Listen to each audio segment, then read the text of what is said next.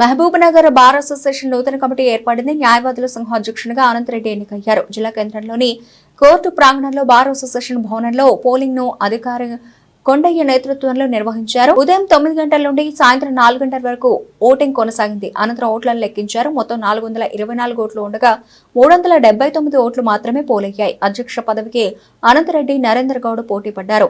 అనంతరెడ్డికి 231 ఓట్లు, నరేందర్ గౌడ్ కు 144 ఓట్లు వచ్చాయి. ప్రధాన కార్యదర్శి పదవికి ముగ్గురు పోటీ పడ్డారు.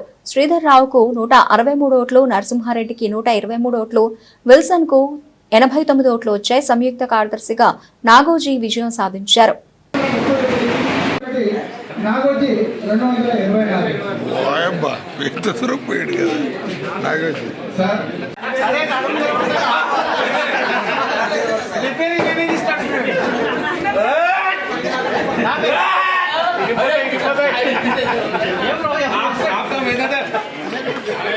అశోక్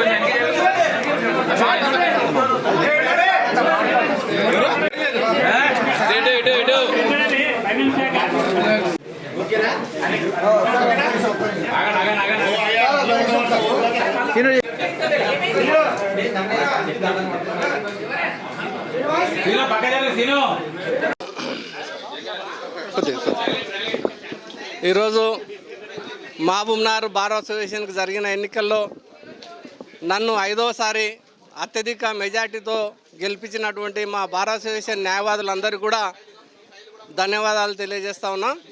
నేను గతంలో 4 సార్లు బార్ అసోసియేషన్ ప్రెసిడెంట్గా ఉండి న్యాయవాదుల సమస్యలని ప్రభుత్వ దృష్టికి తీసుకుని వెళ్ళి చాలా సమస్యలు హెల్త్ కార్డ్స్ విషయంలో కానీ లేదంటే ఇక్కడ పార్కింగ్ విషయంలో కానీ ఇటువంటి సమస్యలన్నీ పరిష్కరించగలిగినాం.